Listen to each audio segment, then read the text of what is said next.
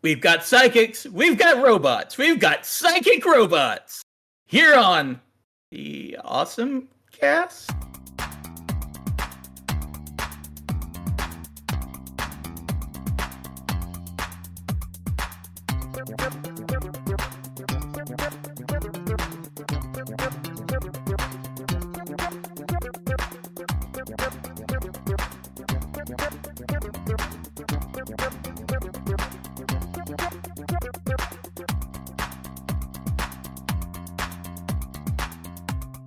Hello, everyone, and welcome to the OSMcast, your podcast for everything awesome. I'm John. I'm Kevin. I'm Abby. Yes. First of all, welcome, Abby. Welcome to this shit show that I have conjured. Thank you. Basil wanted no part of this, and honestly, it was probably the right call. I wanted to dig up the OSMcast question mark show type. I wanted to talk, I've got like a whole list of dumb shows that we can talk about. And for this, I wanted to bring Abby on with us. Abby's been a friend of ours for a while. I know her primarily through our Discord, which you, dear listener, should join.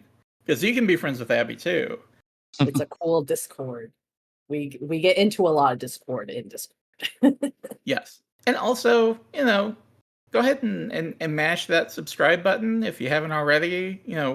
Whatever podcast player you're listening to this shit on, go ahead and hit us with that. It's a lot of interviews of late. Also some Final Fantasy 14 stuff if you're into that. We got some other stuff in the hopper. It'll come to you eventually. I don't know when. I'm not in charge of that.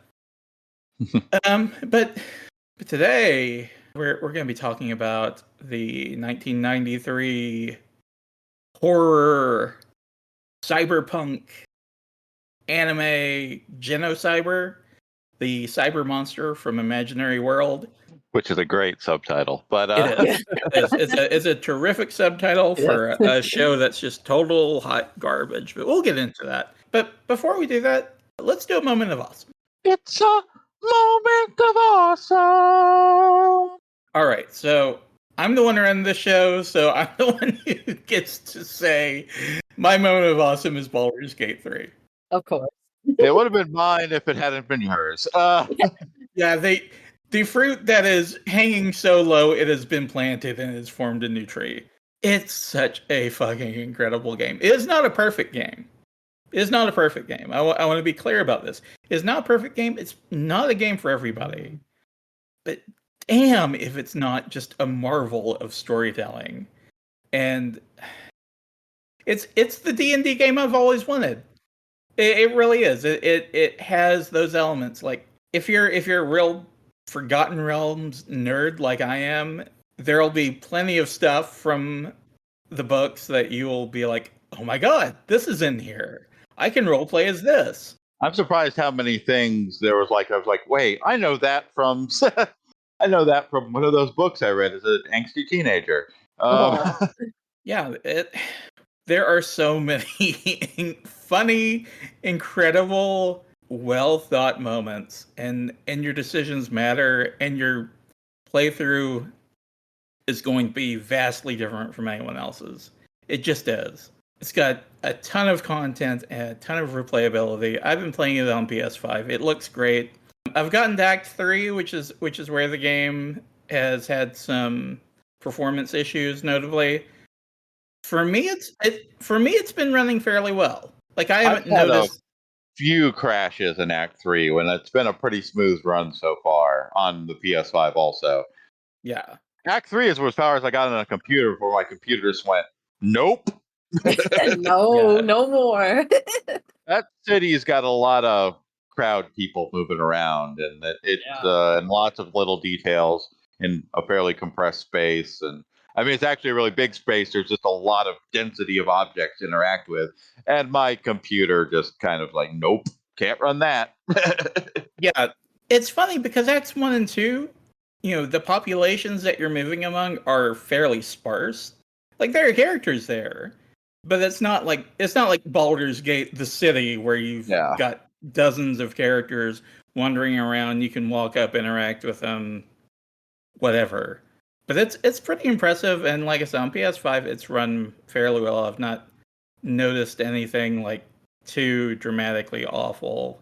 And everything I've read, the PS5 version runs at pretty much equivalent to like ultra settings on the PC. So if you've got a PS5, that's probably that's the way I would recommend people play this game is to play it on PS5, because you don't have to worry about melting your computer. The console runs it fairly well. But Kevin, you had another video game on yours, and I'm excited to hear about this. Yeah, because somebody took Baldur's Gate 3 already. That fucking asshole. Between the point of where I realized, my computer just isn't going to run Baldur's Gate past this point, so I guess I'm waiting for PS5 because I'm going to play me some more Baldur's Gate. I played, what also came out was Armored Core 6. There hasn't been a new Armored Core game in quite a while. It's from Software, our friends who've made Elden Ring and the whole Dark Souls series and Bloodborne. But except in this one, you got a giant robot you build that you can then run around and blow things up and skim around real fast and fly around. And it's not any less hard in the boss fights than your typical Dark Souls game. Although I heard they've just nerfed a few of the harder bosses. They were proving to be too big of a roadblock for everybody, apparently. Admittedly, I've not gotten through the game because Baldur's Gate 3 came out from PS5, but once I'm going to go back to it for sure. It apparently has you have to play through the game 3 times to get the whole story. On subsequent replays, which you do get to keep all your stuff. On subsequent replays, you'll unlock alternate paths or alternate mission goals that you can choose to take, which change the narrative flow of the story. And apparently, despite this is a game where everyone is a voice on the radio, has a surprising bit of narrative depth.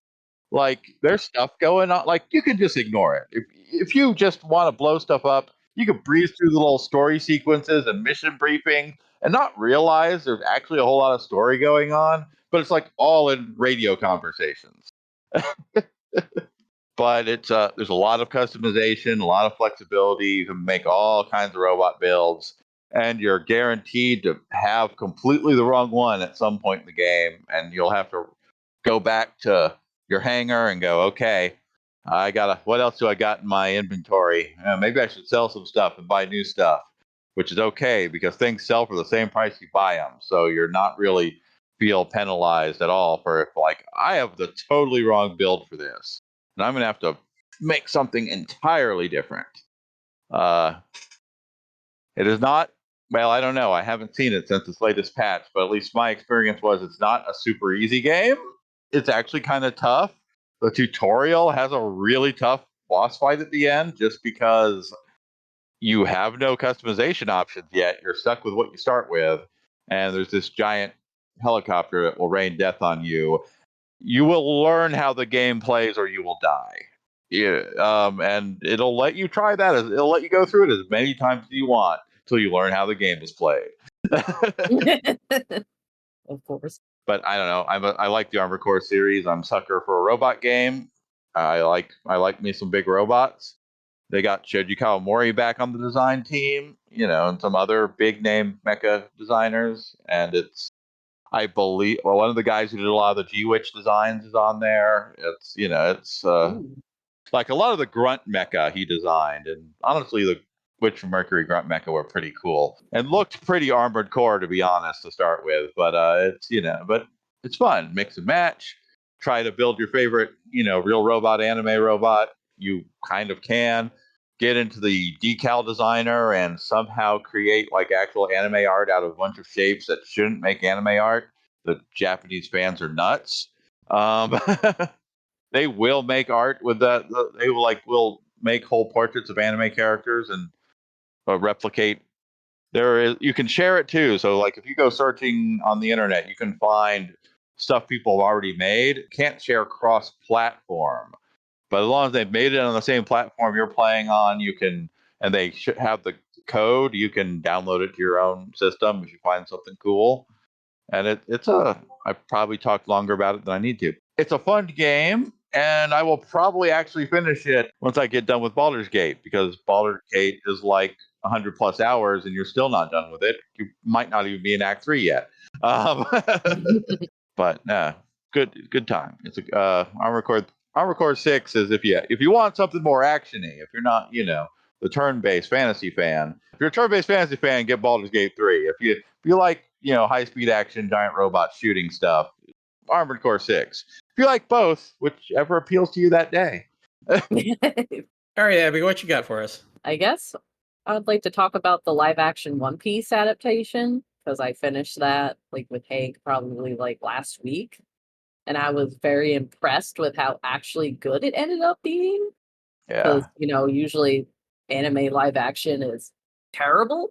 Usually very, very awful, especially since the people that worked on this worked on the Bebop one.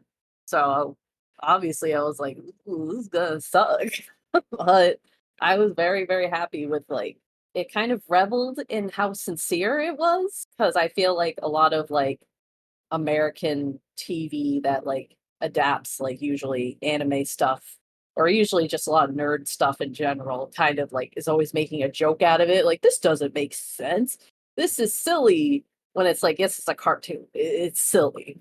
Why do you have to keep making comments about how it's silly? So I've been enjoying that. And I really like how they remixed a lot of the songs that already exist in the anime and made it their own. I really, really thought that was very nice. And of course, Nami, she's my new favorite in that now.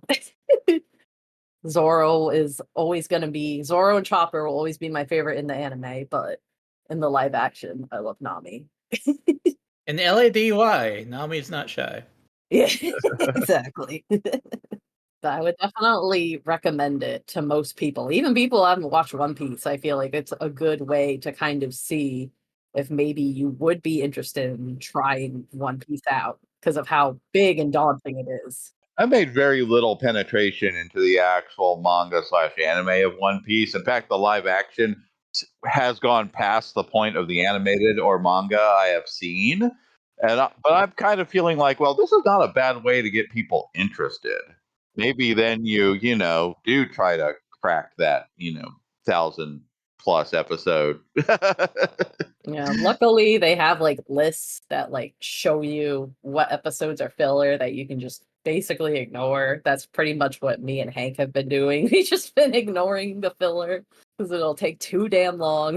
We actually watched all of that. So you've watched 13 episodes then. Look, if you watch one episode a day, it'll only take you about 3.5 years to get caught up. Yeah, we definitely take breaks. So we don't just watch One Piece because I know we'd eventually get burnt out. Yeah. Couldn't be me, dog. Couldn't be me. I just can't do it. That's fair. I've legit considered trying to hop on at the start of the most recent arc or something, because I have a vague knowledge of who the characters are, just because I've got friends who are way more into One Piece than I am. I kind of vaguely know who everyone is, but yeah, I don't know. There's liable to be a real OSMcast episode about One Piece live action. Not promising. I just feel like it's likely to happen. Yeah. But it was a good time. I definitely recommend it, whether you're a fan of the original series or not. It's a good way to, test the water. Bum bum. No pun intended. I didn't intend to pun when I said it, but All right. Well, we're gonna set sail for Genocyber. But first, we're gonna take a quick break.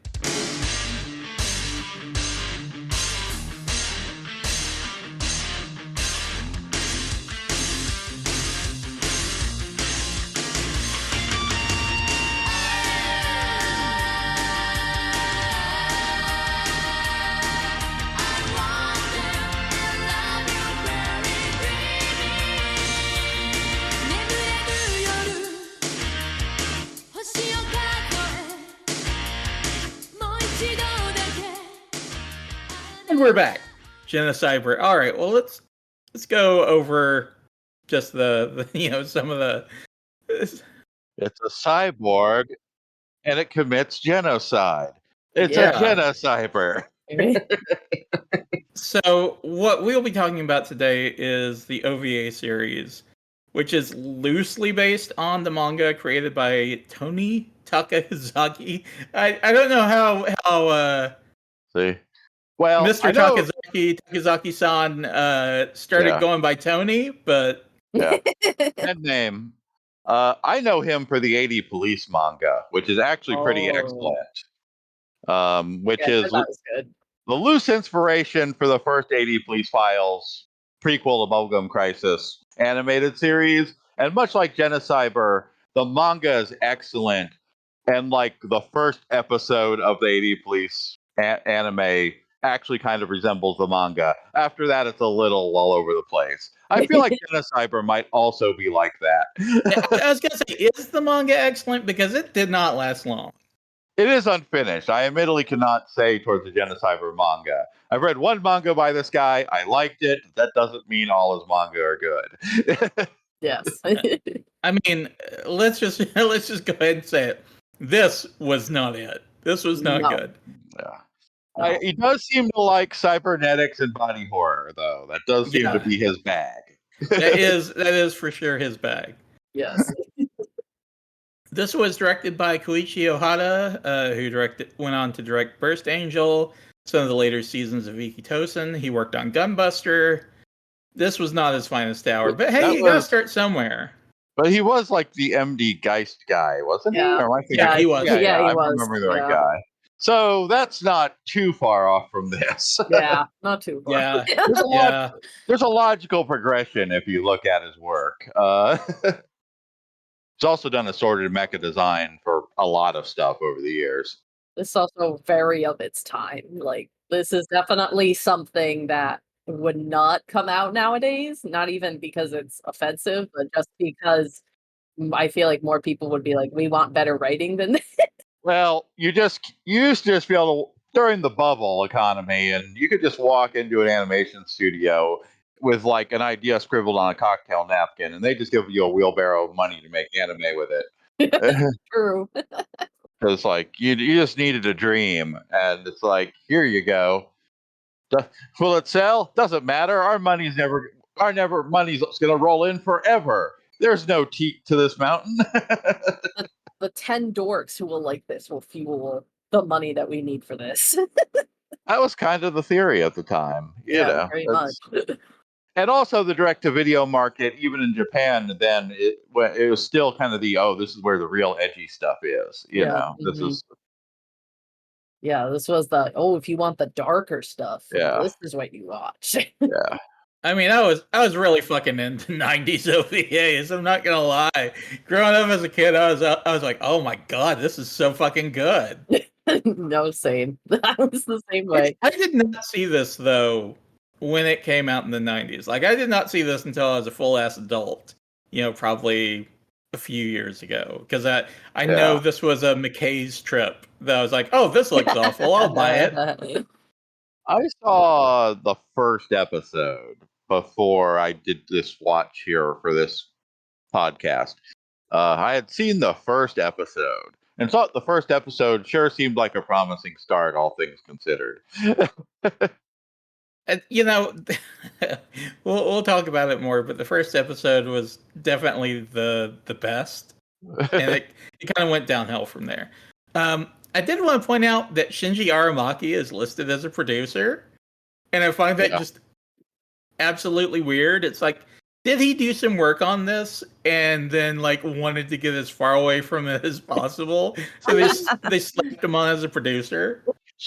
Well, it's like an Artmic anime. I mean, like Shinji Aramaki's is in a lot of anime credits, good and bad. Yeah. He's just involved in a lot of anime. He's like, I need the work. I'll do it. Whatever pays my bills, I guess. The dub on this has a bit of an interesting tale because the first 3 episodes were dubbed by Manga Entertainment, and the last two were dubbed by Central Park Media / US Manga Corps. Yeah, I guess Manga Entertainment after the first three was like, nah, we don't really want to do the last two episodes. And honestly, from a business perspective, probably the right move. But Central Park Media did release the last two episodes and then all 5 as a collection. So that's interesting. Central Park Media, here's the thing: both Manga Entertainment and Central Park Media both had some uneven dub releases in the 90s when people talk about shitty dubs. Like this is what they're talking about. Yes. For the longest time, and maybe their whole run, Central Park Media used like Fairy Dreamin' from the Genocyber soundtrack in their trailers, like their compilation trailers of the stuff they sold. That. Like that was like, it's like watching Genocyber and it's like, that's where that song's from. Yeah. And they both had some decent dubs. Central Park Media, though, actually was where like Lisa Ortiz and Crispin Freeman both got their starts. Oh yeah, that would be, wouldn't it? I felt like the Central Park episode dubs were actually better than the manga ones. I mean, not by a lot, but a little bit better. I feel like I might have missed something. I might have missed something going with Japanese subtitle. Yeah, you definitely missed like the awful, like the true awfulness. It's like when you add sea salt to caramel because you really just bring out that sweetness and everything starts to pop. Yeah, the dub is the sea salt on this piece of shitty caramel. It's so bad. Like there's one part in particular that just stays with me in episode 1. Oh. Because we have our main protagonist and her sister, and then we've got the little kid who's the main character's friend, and then somewhere along the line we get more cyborgs who aren't Vajranoids. They're just weird fucking cyborgs. They're like boomers from yeah. Just no cyborgs are just a thing that exists in this world. No real explanation. Like boomers from Bubblegum Crisis with even more body horror attached to it. Yeah. And like the ones that are chasing after the protagonist, there's like 2 dudes and a female, and the female at one point, and we'll get into spoilers and get into the nitty-gritty of these episodes later, but I just want to talk about it. The female at one point, she goes, I don't know what that thing is, but I know what I want to do to it. And she sings songs. I want to kill it. I forgot that was crazy. It was so fucking weird. It was such a weird choice. Wow. I want to kill it. Wow, the English dub sounds like a whole different animal. I might have to go with. Yeah. Yes, it is. The screaming that Elaine does. I don't know what her name is in Japanese, but That's Elaine and Diana. Yeah. Yeah. Okay, but her scream was like, I was like, this is the take that they chose. This is what the director went with. Yeah, I feel like in the actual Japanese, everyone is going with a little more, gravitas and professionalism. Unfortunately, perhaps, No, that is not the case in the dub, and they're treating the bad movie seriously in the Japanese version. Yeah. I feel like my favorite line from the first episode was like this douchebag guy who was being mean to this little kid, and he said something like, "Oh, why don't you go get some pussy or something?" I'm like, this kid is like 8 years old. That line almost isn't to that effect. It's also in the Japanese version. I imagine the substance isn't wildly different. It's just probably more expletives. Yeah, there's a lot. There's a lot of fucking A. Yeah. They have like New York accents. That'd be very manga entertainment in the 90s. That they like watch the Angel Cop dub sometime. There's it's fucking this, fucking that, every other word. It's yeah, like the people in the first episode, a lot of them had New York accents, even though this was supposed to be in Hong Kong. It's hilarious. In the far-flung future of early 21st century Hong Kong. They were guessing there'd be a lot of New Yorkers there. An interesting speculative fiction choice, but so just on the general discussion, what Kevin? Let's start with you because you watch like the sub, so you had a very different experience. Because apparently, I came out of it thinking like I thought it had positive qualities. I kind of liked it to a certain extent. Go into that a little bit because I'd like to hear like how your viewing experience differed from ours. Well, I mean, okay, for starters, well, sometimes the animation is amazing. Sometimes. I guess I can't say the whole thing through, but sometimes the animation is excellent. It's got a pretty good soundtrack throughout. That's a good skeleton, you know. But it's I don't know. I kind of liked like all three of the story arcs of kind of like the saddest. Like if they spent a little more time with it, it could be like the saddest drama ever made if there wasn't all these cyborgs and robots screwing shit up. And it's like I kind of like the little bread Elaine makes, and like I kind of like there's an implied story more than an actual shown story that seems like it's a really good drama in there. But and like later with in the second arc with the lady who lost her daughter and kind of adopts Elaine, it's like sort of, and or the third one with like just a nice couple trying to make it in the cold, cruel post-apocalypse. It's like I think those are not bad per se, but it's the third arc is basically Living on a Prayer by Bon Jovi. Yeah. And I honestly think it might just because it was in Japanese and the actors were, taking it 100% serious, and they gave it a little more. Mm-hmm. They gave it a little more heart to it than there probably really was in the material. It's like, even though Elaine's dialogue still mostly consists of animalistic growls, and like the couple lines she has is the same actress who does Diana, and they're like telepathic. But yeah. Elaine is ostensibly the protagonist, but to Kevin's point, she speaks very little unless it's telepathically. Think of her like a more human looking Blanca from Street Fighter, who has somehow even worse dialogue. Like Blanca at least will talk. He even though he growls and stuff, he can like converse. Not Elaine though. She just growls and big smiles and screams. Yeah, she's got like three emotions. It's like happy, sad, destroy Earth. Yep. And that's it. Well, I mean, there's her, and then she's got her twin sister Diana, who is like, even though they don't look anything alike really. Yeah, but they I don't. think I believe they are technically twins. But yes, Diana's has a body that just doesn't work. She's a cyborg to start with because she was born basically with a body that did not function.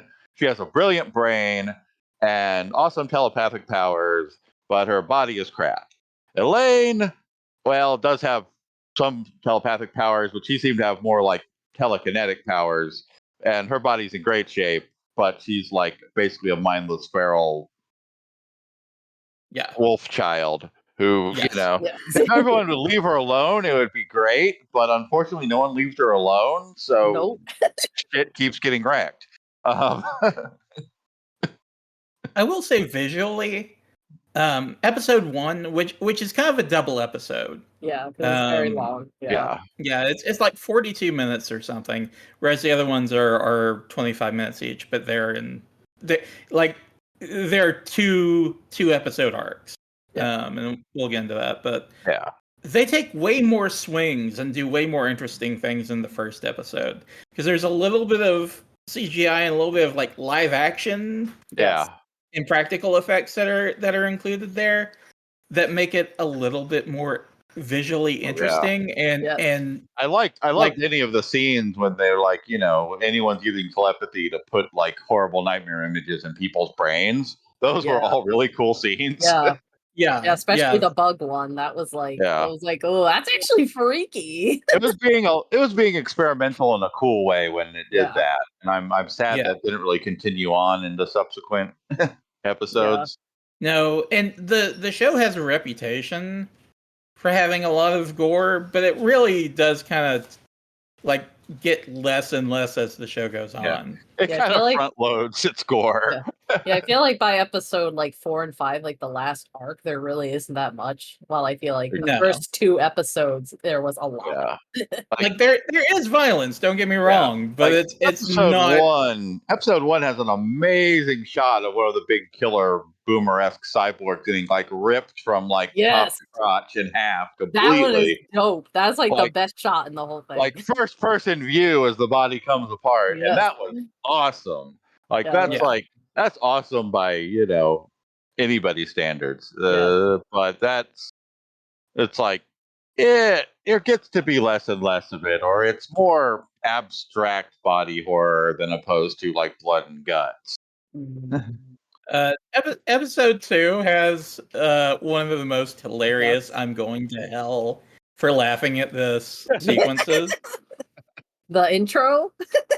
Yeah. Just like the first 90 seconds, I'm laughing my ass off because like there's some shit going down. Oh no. Well, I guess before we transition into talking spoilers and specifics, did anyone else have anything on just kind of like the broader view of the show that they wanted to share? Other than it might just be like if this continues as a series here, this OSMcast question mark. This continues as a series. This is probably actually the best show we're going to talk about. No, it's not. No, it's not. I don't agree with that. In terms of you might watch it and like go, oh, this was kind of good in places. Not, oh, wow. Like, I don't mean like, I don't necessarily mean the most fun to watch, but the one that might actually get into some people's good piles. Okay, that's fair. We're going to talk about some ones that are way more fun to watch. Yeah. Like everybody knows that's like in on the OSMcast running jokes and stuff. They all know which one is coming, but I'm saving that for later, much later on. Oh yeah. Yeah, you can't have your dessert till you eat your meat. That's right. I will say that I think the last arc was definitely the strongest one out of all. Like the first episode was definitely the best episode alone, but I think the last arc, like at least it felt like it had more meat to it. Felt like they were trying to say something a little more. Right. I got something I want to say about that one, but it's got to wait till we get into actual episode discussion.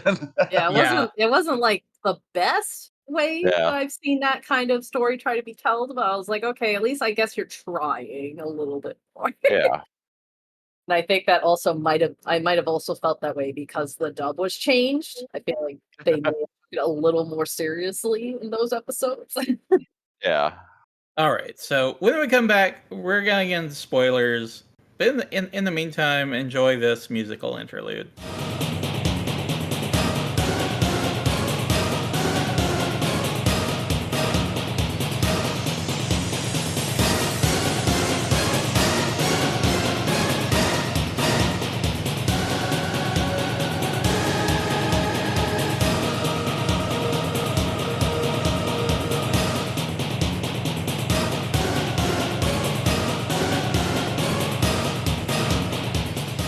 We are back. Gonna really get into the nitty gritty. We're gonna spoil the shit out of this thing. I feel like the whole theme of the anime is that the human race sucks and we deserve to die. I think that was the theme. Yeah, that is 100% the theme. Congratulations. You've cracked the code on this very deep anime. So episode 1, I've seen it listed as a couple of different things, but I'll go with what I have listed, the birth of Genocyber. It starts out with just an absolutely insane explanation. Psychic abilities and what they call in the show Vajra. Because the guy starts out by saying, if you were to take, the plane of human existence and draw far back, you would start to see mind shadows. And this is what they say in the English. I mean, I'm like, what the fuck are you talking about? Like, how fucking high are you that you're seeing mind shadows? Like, you go on fucking Google Maps and zoomed all the way up. And you think these fucking little, the icons in Waze or Google Maps or whatever, you think that shit's mind shadows? Is that what's going on here? It's a fucking cockamamie explanation of how this show's psychic abilities work.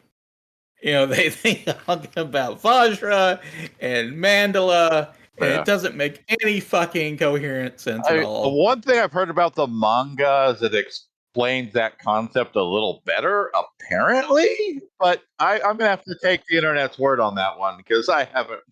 One, I don't imagine how, but two, I have not read it. But that was the one thing I could find in praise of the manga over the anime. It goes through and lists like all the components of a human body. This is like there's some Vajra, there's some Mandala. Call it Genocyber. Yeah. Why? It just sounded cool. Like, it's definitely not because I intend to destroy all of creation with this thing. Yeah.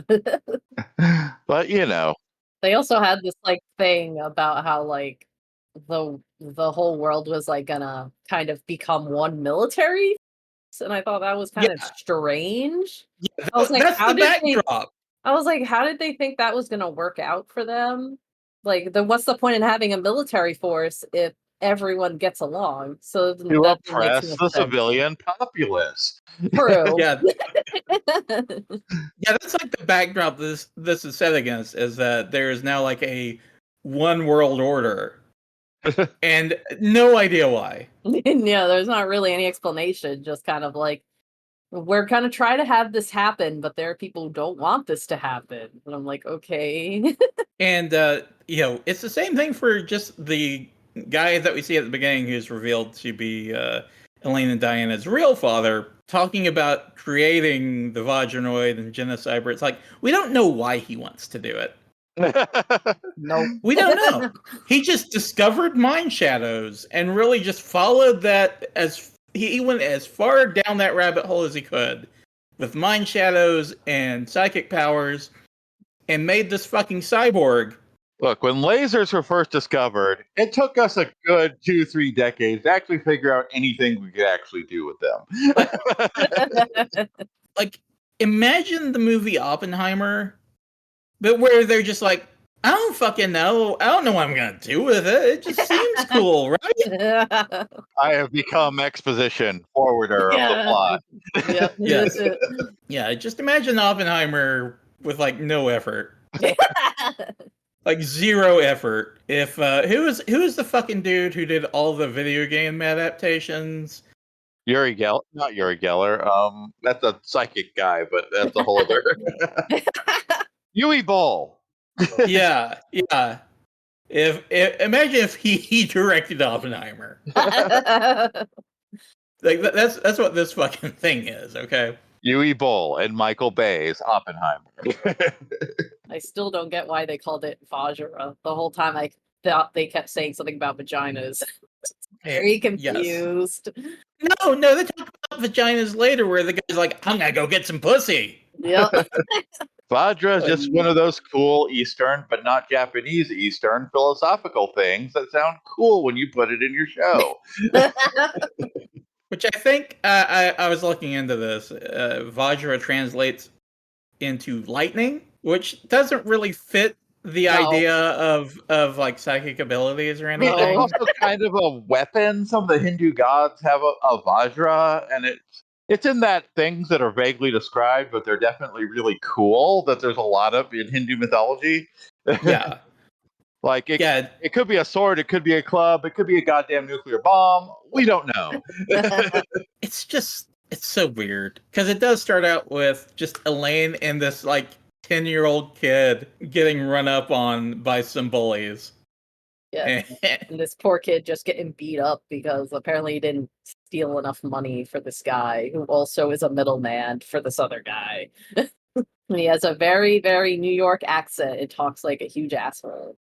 Just yes, like, he is. "What up, He is a huge asshole?" asshole. I mean, yeah, that's fair. You know, he is a huge asshole. He is taking the direction given. But then we also have Diana, who's sent out by who she believes her father to go find Elaine and bring her in because she's just out there and wild and doing God knows what. That's a bad place for her to be. Not necessarily Yes. for her, just for everyone else. Yes. Yeah.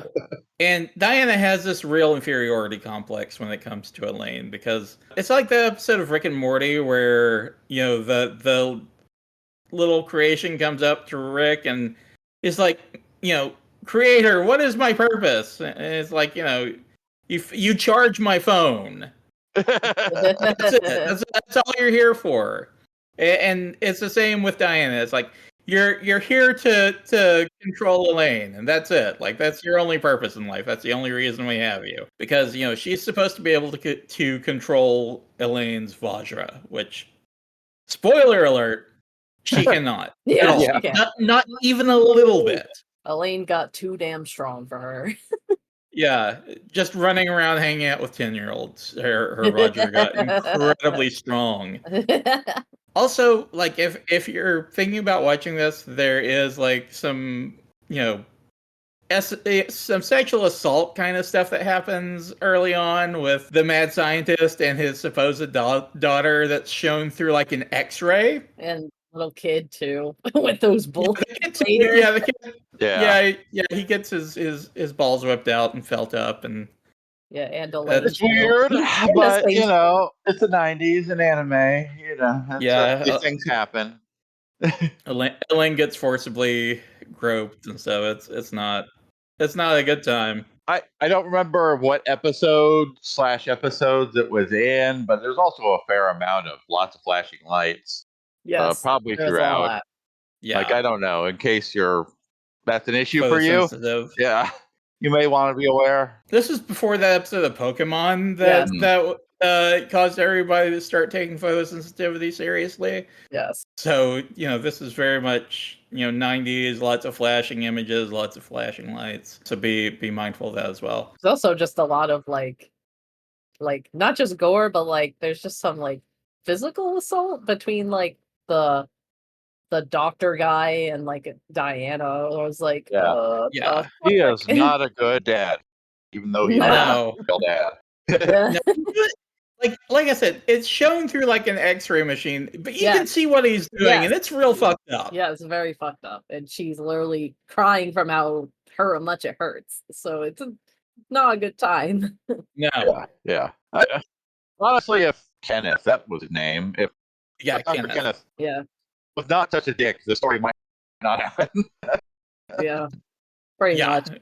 Yeah, he was the catalyst for all that. But yeah, there's like other cyborgs in town who are trying to capture Elaine for somebody.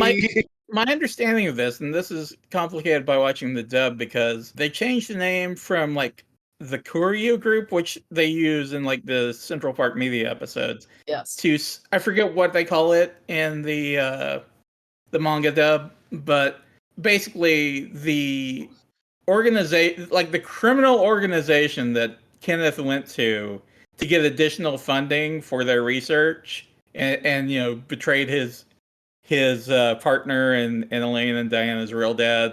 Basically, they were pissed off at him because like he just like gone way too out of pocket for their liking. Yes. And so they sent like these fucking cyborgs, to bring him in and try to get Elaine to hunt down Elaine. Too. Yeah. Yeah. And they tried to bring back Diana, but that didn't work out for them. No. And this all kind of coalesces in just like a 10-minute gore fest where like you've got Diana fighting Elaine because Diana's just like, you know what, fuck you. I'm tired of being like, your babysitter. Your babysitter. So I'm gonna, I have decided I'm going to kill you instead of bringing you in. Just gonna choke you.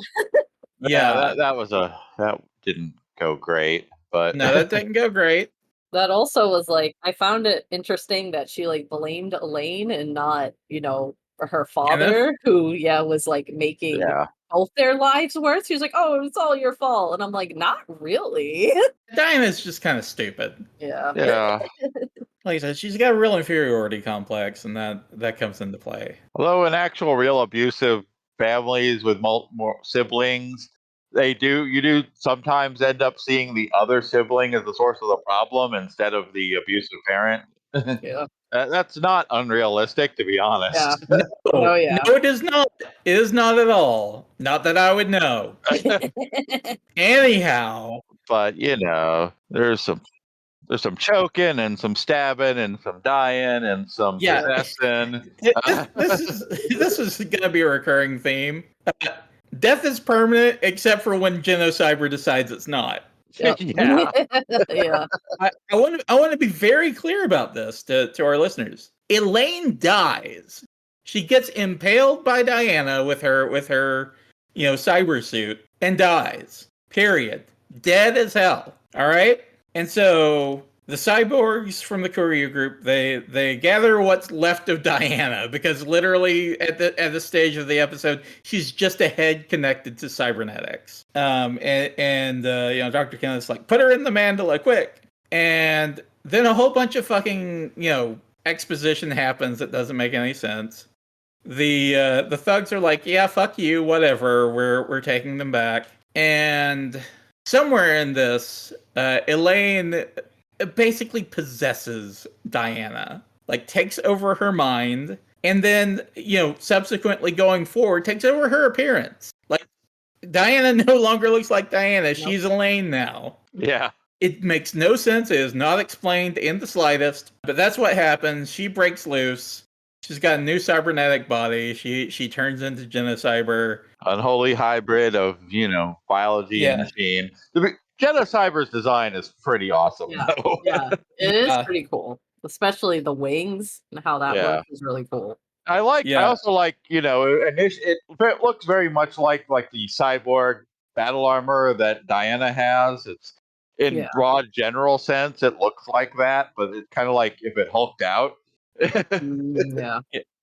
Yeah, we didn't really give mention much to the third member of the courier group's cybernetic soldiers, the one that sees bugs everywhere and say that they're in his brain, and he literally tears open his skull and starts scooping out his brains. Little drills from his fingers. Yeah, that was interesting. Yeah. They just become drills, and he's like... That was the weird thing about the cyborgs. They just had as much mass as they needed hidden inside their bodies somehow.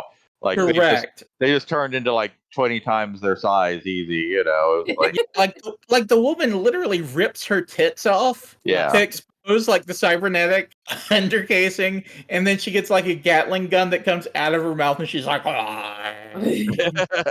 it's fucking gross. Yes.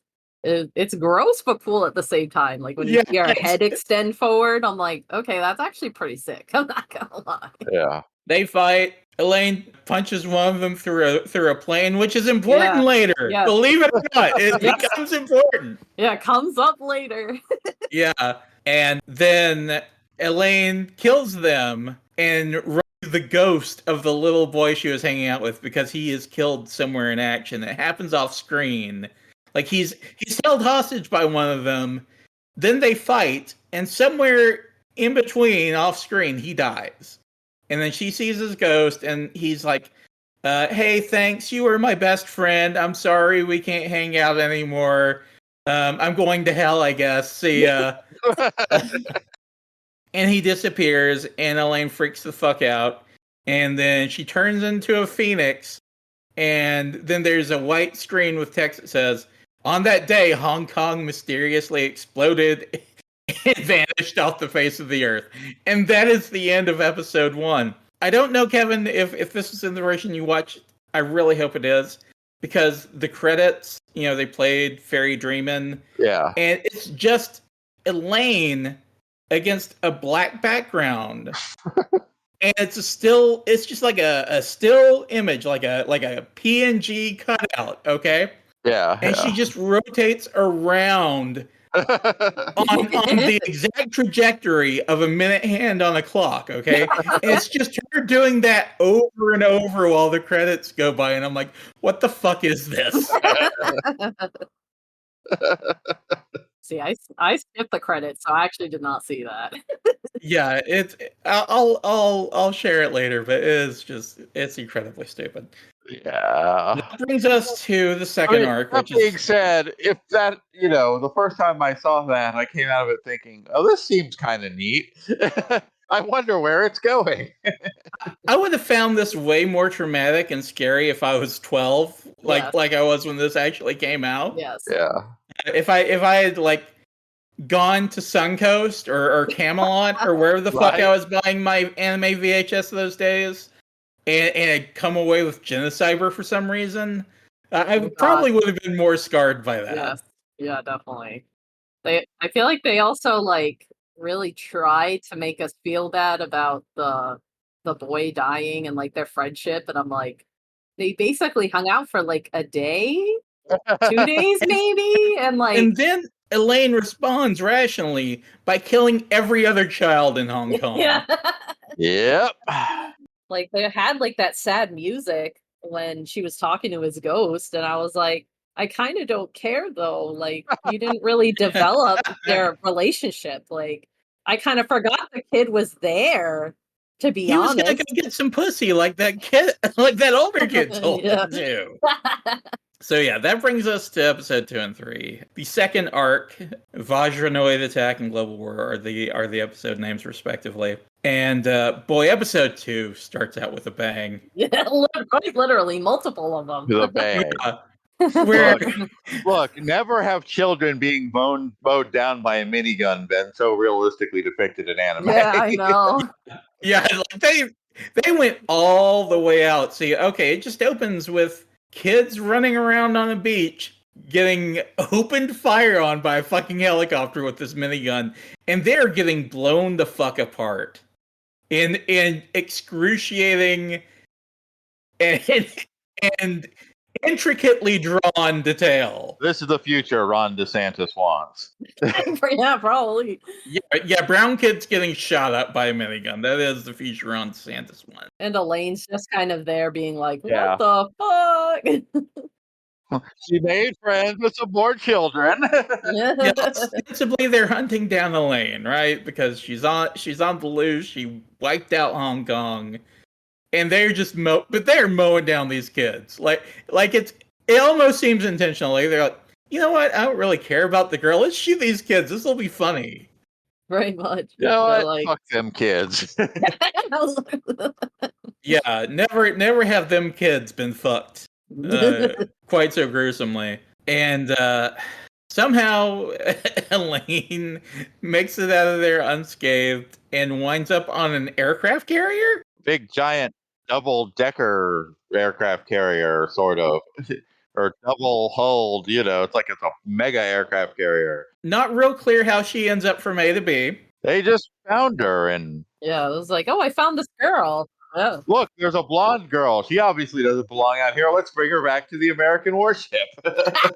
Yeah, this is also the premise for Elfin Lead, which is like these kids just find this girl somewhere, and they're like, instead of calling the cops or taking her to a hospital, let's just take her back to our place. It'll be fine. So they bring her back onto this aircraft carrier, where incidentally they have a scientist there who is also working on Vajranoid technology, for lack of a better term. Like he's picked up where our dear departed friend Kenneth has left off, and he's developing a Vajranoid for the U.S. military. To be fair, I could not follow whether the Vajranoid was supposed to be a cyborg or a robot. I think he's supposed to be just a robot because he Or made like- He's some sort of cyborg. assault of human souls in a robot body. I don't know. Yeah, because it's the pilot that shot those kids, is I believe what is implied. Oh, that I did not get. Yeah, because he sees the kids. Yeah. And he starts yeah. freaking the We fuck also out. see the Yeah, ghost that's children. We see the true. ghosts of the dead children throughout the rest of the two Yeah. parts. Yeah, the ghost kids are haunting this thing. Yeah. Yes. Like So, the yeah, robot goes, the robot only goes wrong because the robot was getting haunted. Yeah. Which is maybe a first in fiction. I do remember the scientist making like a comment about how like, oh, if you just use human bodies, then something goes wrong and like their brains turn to mush or something. So it's very weird. So that's why I thought he was a robot. I was like, is this his way of saying don't use people? Well, I think his workaround, because like again, the Vajra, supposedly comes from like humans. Yeah. When we draw way back out and we start seeing those fucking mind shadows. So I think his workaround was to take somebody who is practically dead and just suppress them all the way to where it's just like, okay, I have a functioning body that will do what I tell it to. Okay, so like cyborg Frankenstein, pretty much. Yeah, pretty much. Pretty much. Nothing can go wrong here with this idea. Nothing can possibly go wrong. Right. Well, and if there wasn't another ridiculously powerful psychic cyborg on board, and if there wasn't the ghosts of dead children haunting him, It might have gone fine. yeah. It might have worked out for him. Look, we just wanted to build a robot that could merge with any machine and therefore control it beyond the capacity of any human pilot. There's it's a simple dream. I feel like it's kind of good that didn't work out because America having that kind of a power sounds very scary. Never mind the real one world. This was 1990s America, though. It was far more quaint. Well, man. Our biggest problem was our president smoking weed. It was our national crisis.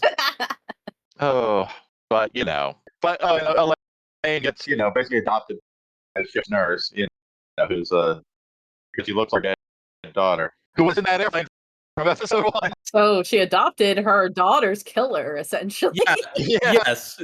This is what happens. Elaine is adopted by a nurse on board who lost her daughter in a plane crash, which just so happened to be the plane crash caused by Elaine when she was fighting those cyborgs. Like when she just fucking punched one through an airplane.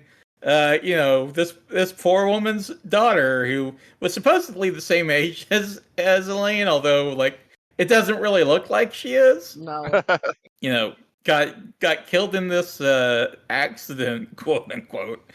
And yeah, so she adopts Elaine, looks after her. Of course, the other Navy men on board are treating her like shit. Yeah, they're like, "Oh, you're weird because you're a cyborg," even though there's plenty of cyborgs around. Well, not only that, but she also doesn't know how to eat. Yeah. Like she's got this tray of spaghetti and she's trying to figure out what the fuck am I supposed to do with this? It's just sucking it up from the tray. Yeah. Yeah. Yeah. I don't know. Navy people are either the nicest people you ever met or total assholes without a lot of in between. It's kind of a coin toss. True. And yeah, so our Vajranoid test pilot, they do like a test flight with him. It's going really well. Then he starts seeing the ghost of dead kids that he probably shot. And, things start going haywire. And then the doctor's embarrassed and he's like, fuck this piece of junk. And, how dare you embarrass me? And shit starts to go sideways. For some reason, the Vajranoid and Elaine, I guess they start to fight. Like, they were in close proximity, and it's like, okay, we gotta fight now. Yeah, that was rules. He did mention he spoke through the computer. Yeah, I tried to warn him through the computer that she's dangerous. It might have had good intentions. To a certain point within the story, the Vajranoid might have had good intentions. It's hard to tell, but yeah.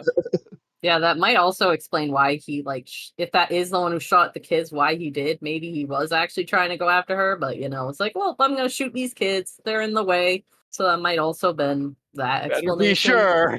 Yeah, but then of course he missed and just killed the kids instead.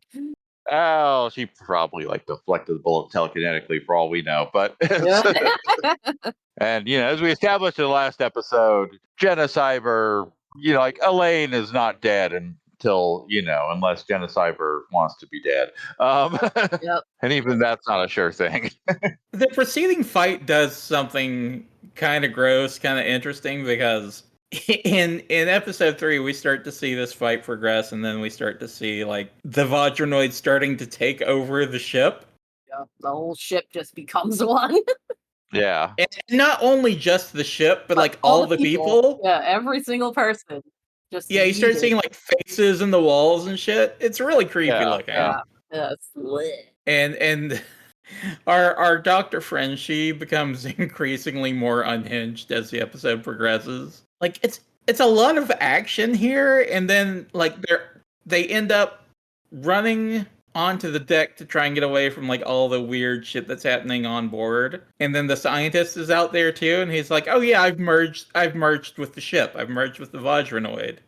And I can control it," which lasts for about 3 seconds before the doctor puts an axe in his skull. She just axes him. And then he just becomes a monster like the rest of the show. Yeah. He's like, you combined with this ultimate powerful thing, but all it took was an axe to your head to die. Yeah. Like, that was pretty weird. At that point, she's basically yelling at Elaine, "Protect mommy." Yeah. Which, she is completely unhinged. Kill everyone on the ship. Just get me out. Everyone. And Elaine promises her, "You won't die," which she does this a couple of times in the course of the series, and every time she does it, it doesn't work out well for the person who doesn't die. Like, just feels like you won't die. You'll get left behind in this hell I've created. Yep. You'll just have PTSD forever instead. Yay! Yeah, and it ends with, after Elaine's destroyed the ship, destroyed the monster in the middle of it and everything else, the doctor gets flown out in a helicopter, and when they get to shore, Genocyber's there torching everything. Yeah. Just destroying everything indiscriminately. And the doctor's like, "Hey, come get mommy." Yeah. And that's how it ends. Yeah, she was just like, "I can't be without you," and I'm like, well, I okay. like to pretend she started the cult that ends up in the the third arc, Oh, yeah. even though like 400 years would have had to have passed. I like to think she started the branch of that religion because they got all like the Genocyber murals and stuff. Yeah. Not that, also according to the exposition, Genocyber apparently spent 100 years destroying the Earth, so that was. And somehow there was still a society at all. Yeah. Genocyber spends at least 100 years, although it does say 2400 AD at one point, right, during episodes 4 and 5, which is the Legend of Arctic Rond. I do like the scenes we get of Genocyber, in the process of apocalypsing the world. Yeah, let's be realistic. Elaine probably got bored and wandered off for a decade or two within there, at least a few times, before they, somebody picked a fight again. Yeah. We just have to assume. The English narration is funny because it's a computer voice being like, Tokyo destroyed. Los Angeles, no chance of survivors. Just varying ways of saying everything is fucked. Yeah. Various locations are fucked. Everything is fucked. 100% destruction. They just really went in on how many different ways can we say everything is fucked. And there's a space station for some reason. Yeah, that I was confused about. I was like, where did this come from? Yeah, it's apparently built to destroy Genocyber, but not very effective at it. That's kind of the running theme. Whatever you think is going to kill Genocyber, it's not going to kill Genocyber. Yeah, I think it's also said that it was built by the Koryu group, so like they're still around in some way. But yeah, I'm pretty sure like the old man in the start of episode 3 is like the little kid president of the Koryu group from like the second episode. Yeah, it would be 300 years old at this point. Yeah. Well, it's his relative. Very, very a long time later. Generations later. He could be a cyborg, Yeah, he could be a cyborg. I got the impression, because I think, at least in the subs, it was like our 100-year war was something he said. I got the impression that's like as far as he actually got. And then like 300 more years passed after like Genocyber had nominally stopped being active. And then, that's where we get our, apocalyptic future. Yeah. And this is a very different story arc because Yeah. Elaine is barely in it. Yeah. I don't even know if she has any dialogue, like any actual dialogue. Well, like one line, and it's the same as Diana's actress, who actually gets more time than she got in part 2. Like, but they're like, it's like Genocyber is a bit player in the story, to be honest. It's more of the Diabolus ex machina at the end of the story.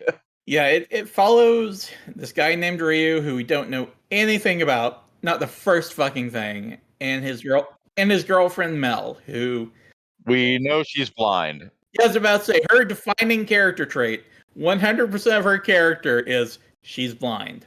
And she apparently has some level of psychic ability. Yeah. Because she's blind, but she can tell you exactly what things look like. She is Stevie Wonder. That's go dig in that rabbit hole for a while when you're done here, kids. That is Stevie Wonder actually blind. We do know that Ryu can throw knives. He's a knife thrower. It's that's one thing we know about him. That's his one marketable skill. And I believe they gave that to him just for one reason. Yeah, just for the catalyst, yeah. Yeah.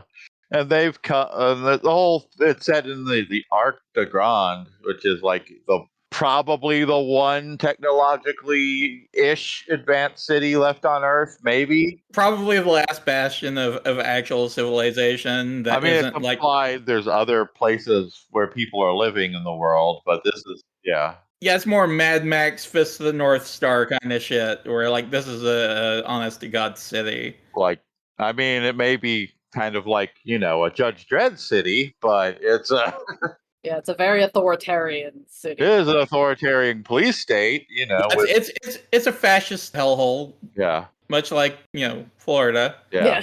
Even the mayor is a white guy who looks like he would be a president or a mayor of somewhere here. Yeah. The mayor's right-hand man is named Radneck. Yeah. I thought he said redneck. And I was like, what? I know, right? Even in Japanese, it was like, did he just call him Redneck? I was like, and then he said it again. I was like, oh, Radneck. Radneck. Nathan Radneck Spencer. Yeah. I'll just, Radneck, Mr. Let's just kill people on my authority. I'll explain to the mayor later. Yeah, pretty much. Like, also, this is like a funny thing, but like in the English dub, the sex scene that the two have is just so funny. The way that they like made noise, they were just like, oh. Like it's actually legit kind of sweet in the Japanese version.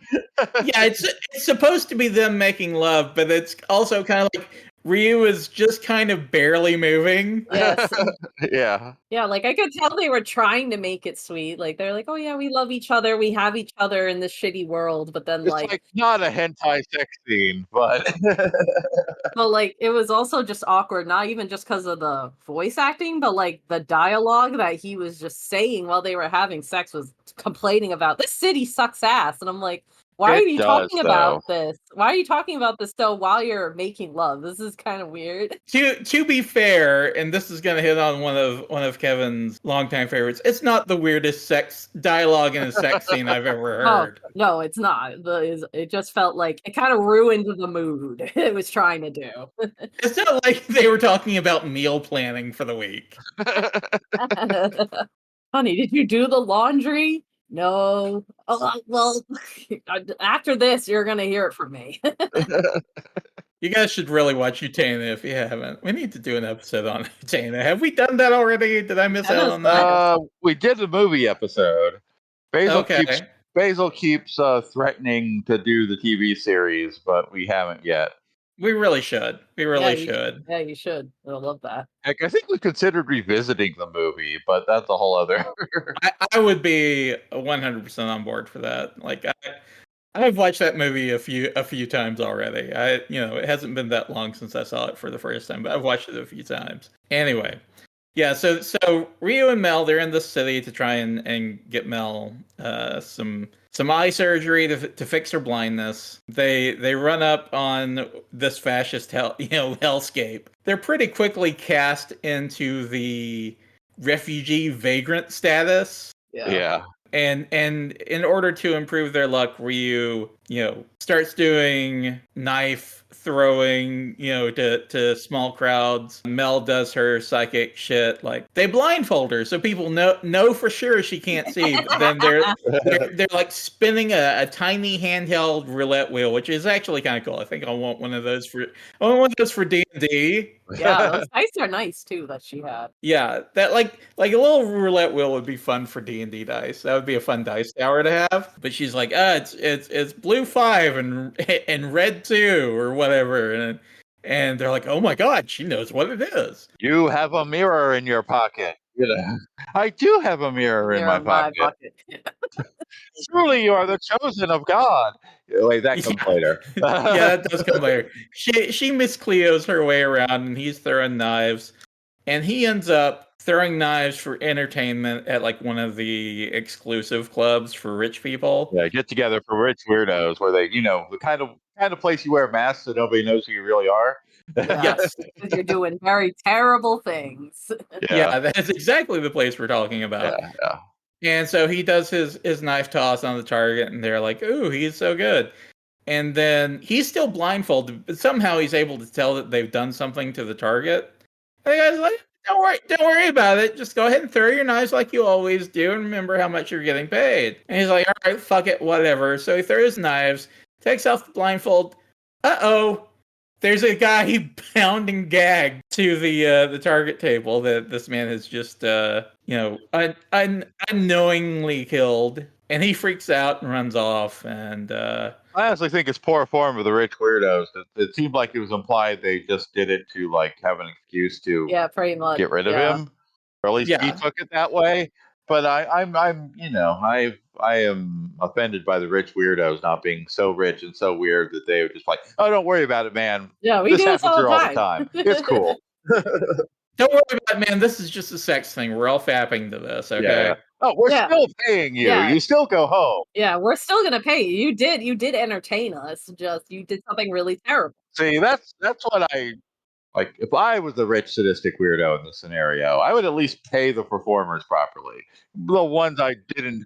The ones I hadn't chosen for death, at least. Yeah, they like ratting them out basically to the cops. So the cops are after them, and I'm like, Also, the whole thing with a resistance group, and our characters aren't even actually really technically connected to them, but one of them bumps into our protagonist, like a detonator for a bomb or something, just because he bumped into the guy who actually had it, and he slipped it in his pocket real quick to run away.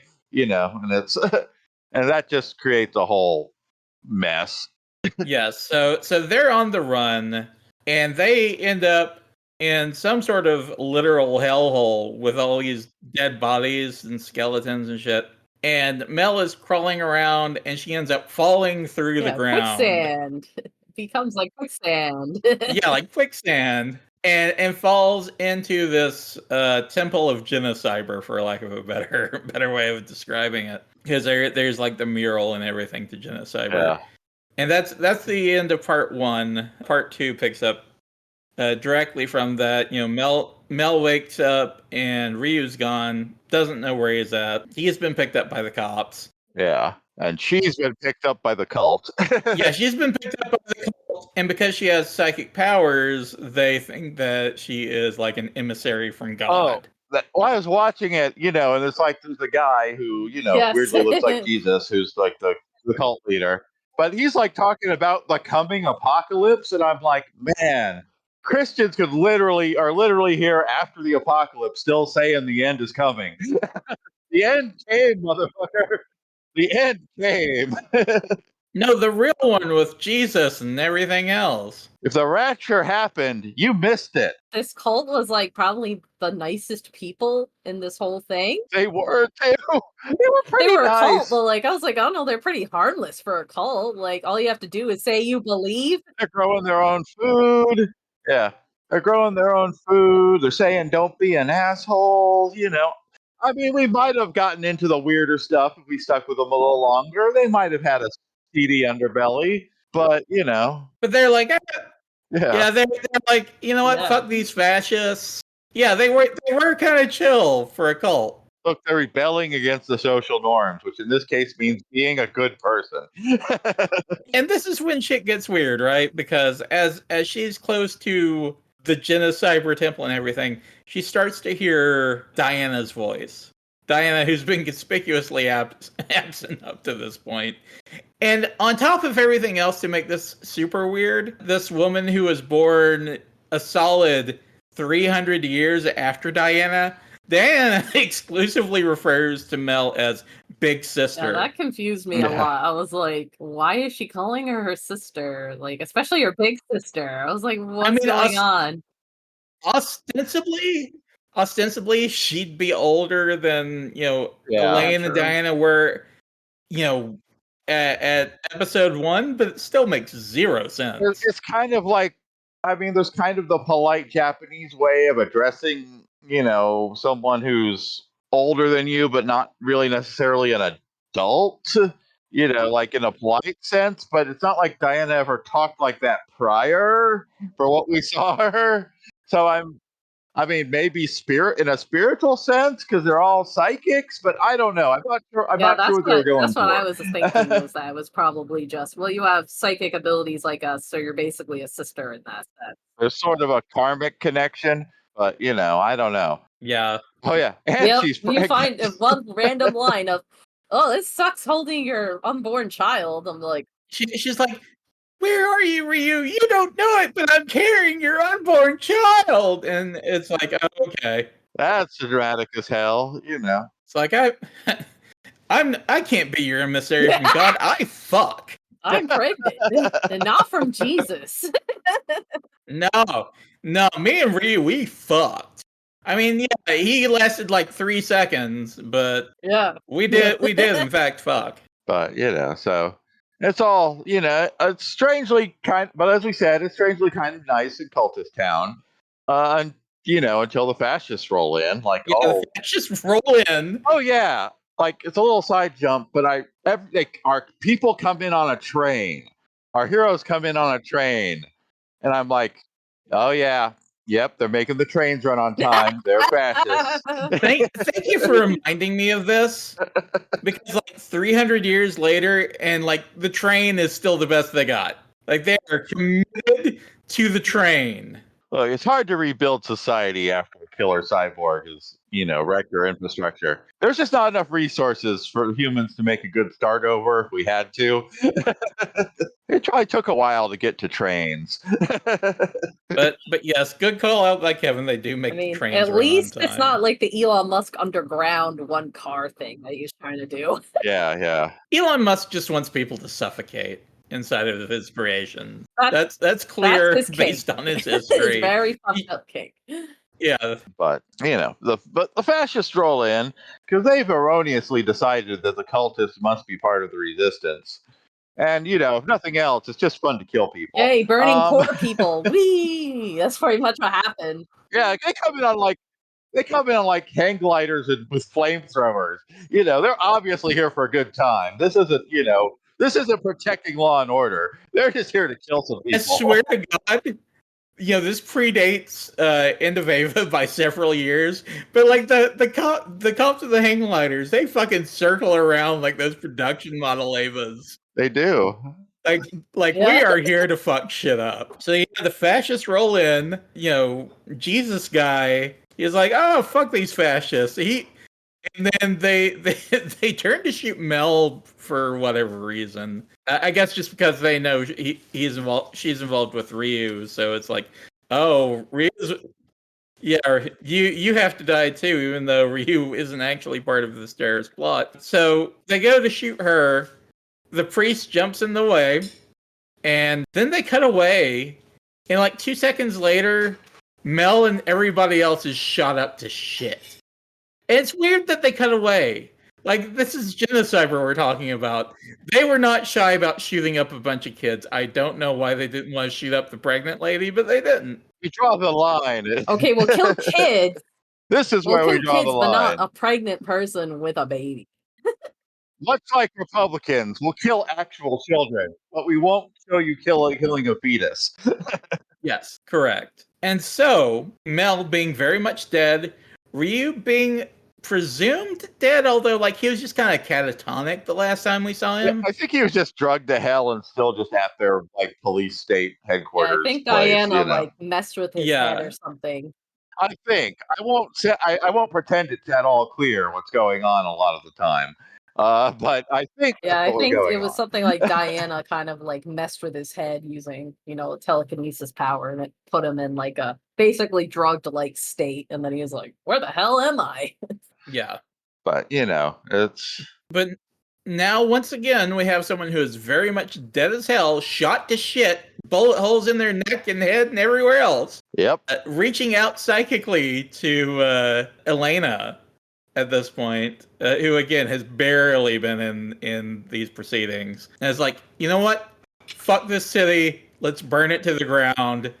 Genocyber comes rising up. And now we got like triple in a new form for some reason. We got like triple Genocyber now. We've got like 3 souls powering it, so it's like kaiju size. Well, yeah, like kaiju size, but a good 20, 30 feet tall at least. It looks really cool. It reminded me of like Summon Skull from Yu-Gi-Oh! A lot. A bit. Yeah, I see that. And it, has a good stomp through the city, torching fascists, wrecking buildings. Got fire breath for some reason because I don't know. It's channeling Godzilla today. So yeah, it fucks Arctigrand, then it flies into space, fucks that space station I was telling you about. That's barely in this for some reason, but they're like, fuck this space station too. Yeah, space station's like, oh, there's Genocyber. I was built to kill Genocyber. Let's try to kill Genocyber. Oh shit, I got Genocyber's attention. The Genocyber killed me. Shit. It crashes it into the atmosphere. Yes. It might have landed on Arctigrand, but it's a little vague. It seems like that's what's implied.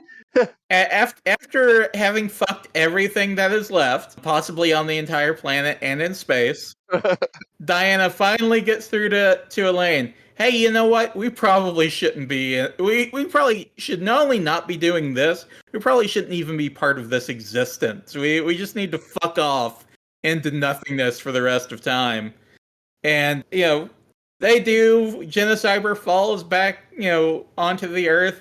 And miraculously, somehow, Mel and Ryu are now not dead and not, fucked. And we hear a baby crying. And then we get a couple of still images of maybe it was Elaine and Diana as kids. Maybe it's their kids and they look suspiciously like Elaine and Diana.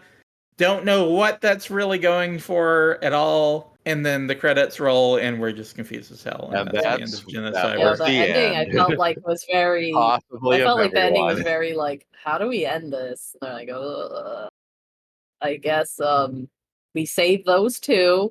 Pretty much the only likable characters in this, and yeah. We'll throw some still images, whatever it's done. Fucking send this one. We got this one in the can. What do we got next? Gotta make some more pornographic cartoons for these kids. So we're gonna do Genocyber 6 to make that make sense, right? Okay, you're lucky we got 5 episodes. Yeah, we'll get around to 6. Don't worry, it's definitely happening. Shinji Aramaki's Genocyber 6 coming in 2025. It'll be awful CG and you'll hate it. But so guys, now that we've reached the end of our tale here, how many awesomes out of awesome do you give Genocyber? That's an interesting question. I give it several shot up kids out of awesome. Like that's gonna be my takeaway from this. Yeah, I give it 2 to 3 psychic girls making a horrible monster out of awesome. 20 New York accent assholes out of 100 awesomes. I'm glad that you caught on very quickly the fact that the awesome skill is completely and utterly arbitrary and meaningless. It's like whose lane is. It's all made up, and the points don't matter. That's right. But man, Fairy Dreamin' slaps though. Yes, Fairy Dreamin' slaps. Yeah, the music is really good in it. I like the theme song that plays too. Like I have to give them that. The music was really good. What the dun dun dun dun dun dun dun I dun mean, dun it definitely suits the irresistible motion of the Genocyber as yeah. it just wrecks the shit of whatever is in front of it. It's like it cannot be stopped. I love all I think I said that already, but I love all the scenes and like the fourth and fifth where you get the flashbacks of Genocyber like basically fighting the world, and just anything they threw at it just got wrecked. So, ladies and gentlemen, appreciate you going with us on this ride that was Genocyber. We are the OSMcast. You can find us at awesomecast.com. That's OSMcast.com. This podcast is edited by the lovely, talented, and sexy Anna Burchakis. Check us out on YouTube. It's under OSMcast. I don't know if we have a dedicated link for the channel yet. It's still relatively new, but there is content on there. Some awesome interviews, and probably this if you're not already watching it on YouTube. So go ahead and mash that subscribe button, like, comment, all that other algorithm shit. Social media, pretty much everywhere at OSMcast, OSMcast. I am pretty much everywhere, but my social media usage is pretty sparse. I lurk far more than I actually post, but you can find me at J5islive. That's the letter J, the number 5 is live. If you can't spell is live, I really can't fucking help you. And Kevin, where can people find you? On Twitter, and I will be continuing to call it Twitter.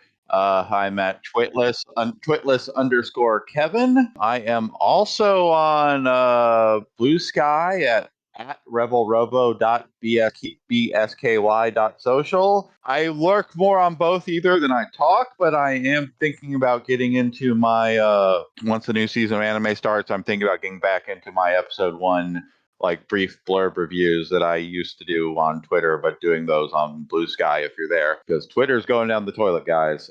It's halfway down the bowl. Yeah, that's where you would find me. What about you, Abby? Where can people find you? I really only have Blue Sky and Instagram. I used to have Twitter, deleted that. Used to have Facebook a while ago, deleted that. But on Blue Sky, I'm Green Gremlin, just like my Final Fantasy character's name. There we go. So Abby, how was your maiden voyage into podcasting? It's been fun. I thought I would do. I don't know if I did good, but I thought I would do worse than I did. No, I had high expectations for you coming into this. I think you met those expectations. In fact, exceeded. I think this is gonna go well, guys. I've got high hopes for more of these episodes. And again, mentioned it before, mention it again. Join our Discord. Our Discord has lots of cool people. You can go to our character name thread if you just need a character for your name for your Baldur's Gate 3 character. Or any character at all. We have you fucking covered. I don't know how many entries we've got on this, but it is still rolling for like a whole 24 hours now, at least. By the time people actually hear this podcast, there will be many, many more names. All right, guys, that's the fucking OSMcast. We'll see you guys next time.